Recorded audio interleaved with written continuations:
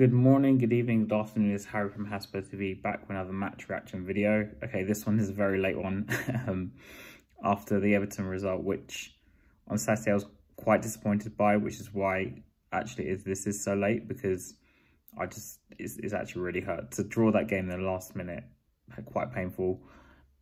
Spurs went to Everton and Richarlison scored a double. So again, big props to Richarlison, who just keeps performing every week now, much to a lot of people's dismay. And yeah, so how did the game go? Well, Spurs looked in control after the first goal, but then they let Everton back in. And again, off a set piece, which you could easily blame Vicario for, if I'm being honest. And this does seem to be like a running theme where people are kind of targeting Vicario on corners now.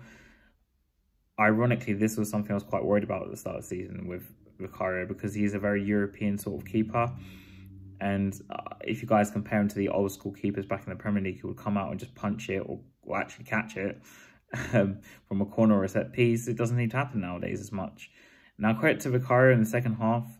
He did come out and he did, punch more, even though my dad criticised him for the equaliser in the last minute, which I think in some ways is a bit harsh, because Romero, I'm not even really going to blame Romero for that as much. It's kind of a lot of bad things happened at once. But the main issue is, in terms of the set pieces, is the defending in the whole is really poor.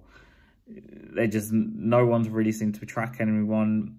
It's like we're playing zonal, I think, on corners, from what it looks like, at least from where I'm sitting. And it doesn't seem to work. And unfortunately, corners and set pieces have been an Achilles heel for Spurs for a number of years. It's not just Ange, but it seems to be more of an Achilles heel in teams which play this high pressing style for some reason. And maybe it's a very European thing with the zonal thing. Then someone needs to take control of those set pieces. And if I was to point to anyone, and this is not, again, like a massive dig at him, but Romero needs to be the one to organise that defence at set pieces, and especially corners, especially because he's not exactly the tallest. So it's best that he takes the lead in terms of just telling people where to be. But it's just poor again. It might be nice to put someone near to Vicario, like a Van de Ven near to Vicario on the set piece, because after the City debacle with Ake, every team's going to target Vicario, and you saw that obviously in the Everton game. And obviously Everton's greatest strength, ironically Spurs' greatest weakness. Everton score most of their goals from set pieces, especially with players like Braithwaite, Tarkowski, and obviously Calvert-Lewin, who, okay, he didn't exactly get the goal on the weekend, but yeah, he's a threat on set pieces. So it was always going to be a massive worry, this game, and unfortunately came to fruition. But is it point lost or 2 points dropped? Sorry, point gained or 2 points dropped? I think if we think of context of where we are in terms of Ange's process, everyone likes to use this word process, then people may say it's a point gain, because get a point at Goodison Park isn't actually a bad result. But to where we were in the game, to see it out, I think it's 2 points dropped. I think Ange is, in some ways, and a lot of people were talking about this actually the other day, when this comes out, it's the day after, about how Ange is a bit naive in these sorts of games, or just in general naive.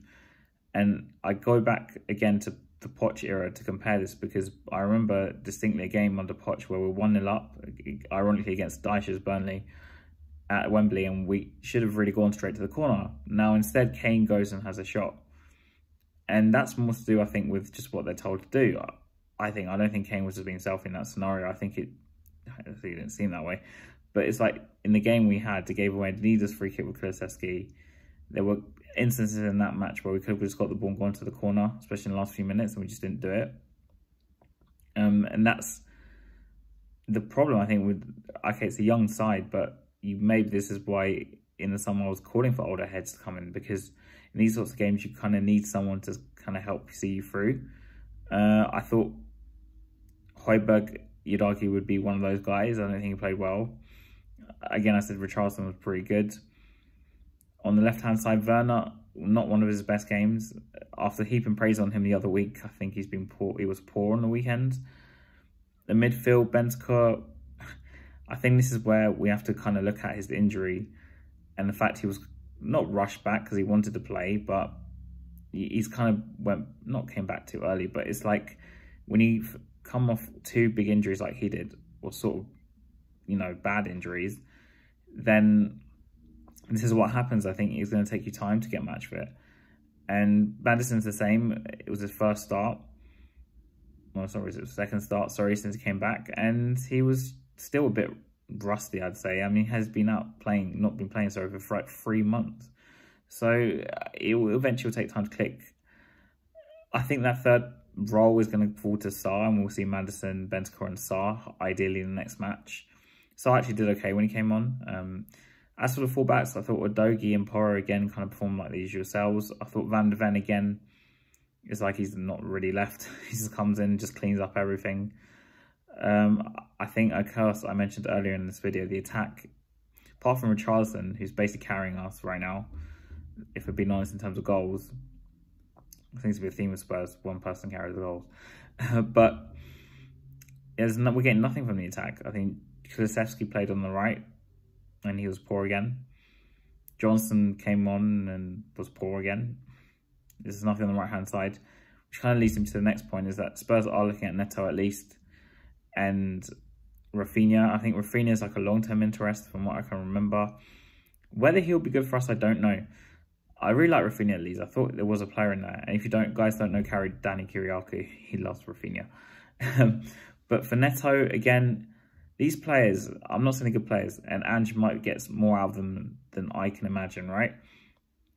But are they really answering the right-hand side? Okay, number one, they are an improvement, I think, on Kulusevski, because for me, Kulusevski is kind of useless on the right. The only good thing about him is if you bring Kulusevski on later in the game, and you're trying to see out a game at like 2-3-1, on the right-hand side, he'll give us a bit of cover for Porro. I know it's been an argument for a long time, but in terms of the overall play on the right, he seems to me kind of lost still. In the middle, even recently, he's been a bit iffy, but let's just talk about the right-hand side. Porro does a lot of work, and I think Porro even does more work than Udogie in terms of covering. And that's mainly because I think players on the right are just weak. Johnson, despite he's young, but he's not really offering enough in terms defensively even, as well as just his bluntness up front. So you've got to look at someone else. And Neto, for me, a lot of people are raving about him. The only thing I'd worry about players like Neto and Raphinha is their productivity. The thing Raphinha has, for me, as an advantage compared to Neto is Raphinha can play in the middle. And he also plays with Richarlison. So maybe we're pointing towards the fact we're going to have a front three of Raphinha, Son and Richarlison maybe in the future. And it might work because Raphinha must have some sort of relationship with Richarlison playing the national team. And Raphinha, to be fair to him, does play quite often for Brazil. As for Neto, I guess you could argue he might have more potential. But the thing I worry about both these players, and I still think, like I said, before anyone slates me, they'll both be an improvement because that's on the right, and maybe probably even Johnson as well. But their productivity and the amount of goals and assists we're going to get out of them is going to be that much more than Johnson and Kulusevski. It is a big question. Like I said, Raphinha, I guess, and Neto are still both quite young, so they could improve. But it's just, look at players like in the past, like Adama Traore. I'm not for 1 minute comparing them directly in terms of like as they are as players, because Neto is way more explosive and, he's just more exciting to watch. But Adama's was, everyone wanted him for a long time, but he just didn't have the productivity. I never really wanted him. But is Raphinha, if I had to pick, I'd probably pick Raphinha just because of the Brazilian connection. And I think Richarlison, whether people like it or not, because he's hit 10 goals already, and I think he'll score at least, well, maybe we're talking like 5 more at least minimum before the end of the season. We've got 15 games, they're going to get at least 5 goals. If not, we're talking like 18 to 19 overall at the end of the season. Surprising for some, I guess. But we're looking at, like I said, Richarlison's probably going to be a mainstay in the side. So whether Richarlison's playing on the left in some games or in the middle, or I don't think he'll play on the right, I mean, Raphinha at least will have some sort of relationship with him. With Neto, it might be a bit more expensive because Wolves probably don't have to sell. But I know a lot of people prefer Neto. But I'm kind of leaning more towards Raphinha. And this, of course, is just early talks. It's on the list. They're both on the list for some. So at least the club has been proactive in fixing the problem, which I've probably been going about for the past 6 months. And what does this mean for Johnson? I think Johnson will still play. We're going to have Europe most likely next season, so there'll probably be a rotation, especially because Raphinha can play on the left, and I think Neto can probably play on the left too, if you think about it. Because I think on the left, Werner, I think if he produces even a few more goals or an assist, I think he'll probably get signed up as a backup for Son on the left. If not, even if Son goes in the summer, I think they'll still go out and sign another wide player. Because the wide areas are the issues for us. As for midfield, I guess we'll probably target another midfielder because Højbjerg wants to go, and I was reading they want another centre half, which kind of means they kind of, I guess, want to finish the 4 back then. No links to a left back though, which is quite worrying. But yeah, Spurs drew to Everton and a link to more players, and that's it. And come on, you Spurs.